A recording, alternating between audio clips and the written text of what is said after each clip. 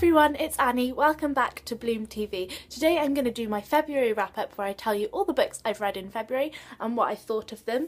And I only read a very discouraging 4 books and 1 graphic novel, which sounds decentish, like 1 book a week, but for me that's quite disappointing. So hopefully in March I'll have a better reading month, but let's get started.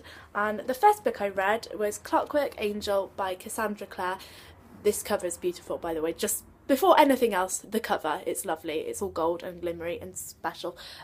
Anyway, this is the first book in the Infernal Devices series, which is the prequel series to the Mortal Instruments. And it still follows the same Shadowhunter world, but with different characters. So, if you don't know, the Shadowhunters are, I think they're descended from Nephilim, and they are basically demon hunters. They hunt and kill demons, and in this world there's also warlocks and kind of fairies and elves. No, not elves, but there's definitely fairies and warlocks. And this prequel series is set in Victorian London, and I just really enjoyed this. I enjoyed it a lot more than the Mortal Instruments series, which I did like, but I didn't find some of the characters I didn't particularly sympathise with, whereas in this I preferred the characters and I just preferred the world more of Victorian London. That just interested me more. So I'm very excited to read the second 2, which are Clockwork Prince and Clockwork Princess, and I've got them over there in my to be read pile. The next book I read was brilliant, and it was Why We Broke Up by David Handler and with illustrations by Maira Kalman. This is the story of a girl called, what's her name? Min.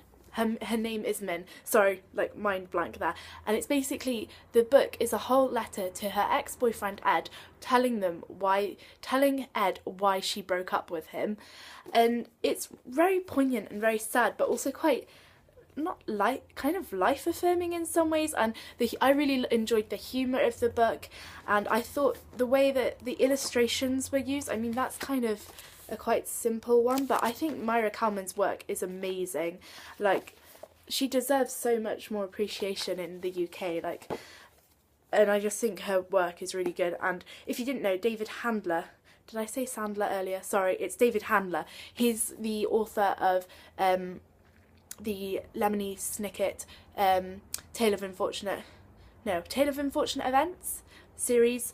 He writes under the pseudonym of Lemony Snicket for those books. But anyway, this is a young adult book, and yeah, I really enjoyed it. I thought the writing was beautiful. It's very poetic, and I love the illustrations and how they went alongside the story, as they kind of they really do illustrate the book, and I think it just works really well. It's a right kind of visual novel. I really enjoyed it, so I'm glad I picked this up. And yeah, I didn't love it because it was contemporary and I'm more of a paranormal person, but like I'm drawn to more paranormal books, but this was really good and I definitely recommend it if you want something a bit more different. And then the next book I read, I don't actually have with me, but it's Fangirl by Rowell, which I'm sure you've all heard about. It's very, very hyped on Tumblr and BookTube, and it's about a young girl called, well, she's old teenager, a young adult I guess you'd say, called Kath, and she's a twin sister and to Ren, and they are both moving away to college, and Kath is kind of scared and apprehensive of moving to college. She doesn't really want to go, she wants to stay close to her sister, but Ren kind of wants to break away more and have her own independence, and it's kind of about that and more Kath learning to deal with these things about growing up. And Kath also writes fan fiction about this series called the Simon Snow series, which were written like by in the story they're written by a British author, and I kind of draw some similarities with them between the Simon Snow series and the Harry Potter series by J.K. Rowling. And Kath writes fan fiction about them, and that's her whole life really, and it's about her kind of accepting that, and she meets a guy called Levi and they become friends, and it's just a great book. I really sympathised with Kath. It's sometimes, you know, I connected with her well, and I love how Rainbow Rowell explores all these different themes about family, and I find that really interesting and I love reading about them. So yes, another really good book from her. But I actually don't have it with me because I lent it out to my friend, so that's why I don't have a physical copy right here. And then the last proper book I read in February was The Final Empire by Brandon Sanderson. And this is the first book in a Mistborn trilogy, which is like high epic fantasy. And these books, I think, are what made Brandon Sanderson famous in his own right. And they're basically about this world where the Lord Ruler has ruled for 1,000 years, and in this world there is the nobility and there is the Scar, who are the peasants, and they work for the nobility. They're kind of owned by the nobility.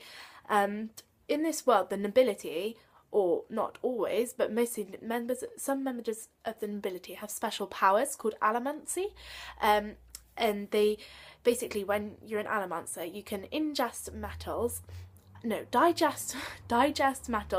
and then burn them so that you have these special powers.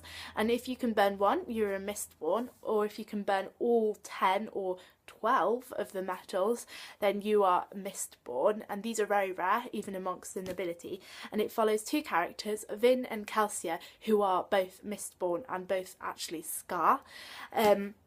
And they are both from either thieving backgrounds, there's thieving groups in this world, and who thieve from the nobility, and they both come together in a group and are trying to overthrow the final empire. And this book was brilliant. It was my first kind of proper adult high fantasy book, and I just really enjoyed it. I got it on recommendation of other booktubers, and also the guy that runs my local bookshop, he said it was brilliant, so I was like, must pick it up.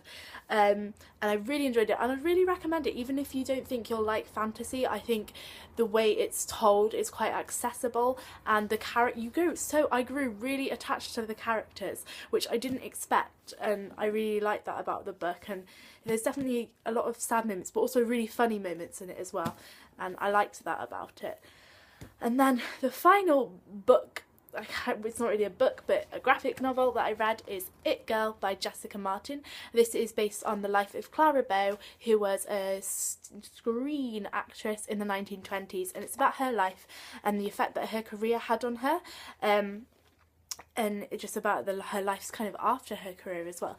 And this was really good. I really enjoyed it. It's kind of my first foray into graphic novels, and yeah, it's even signed by the author, which I loved. I thought that was really nice, and the design, it's all in black and white, which I really liked.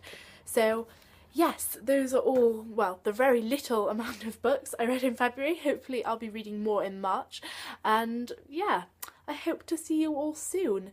Bye!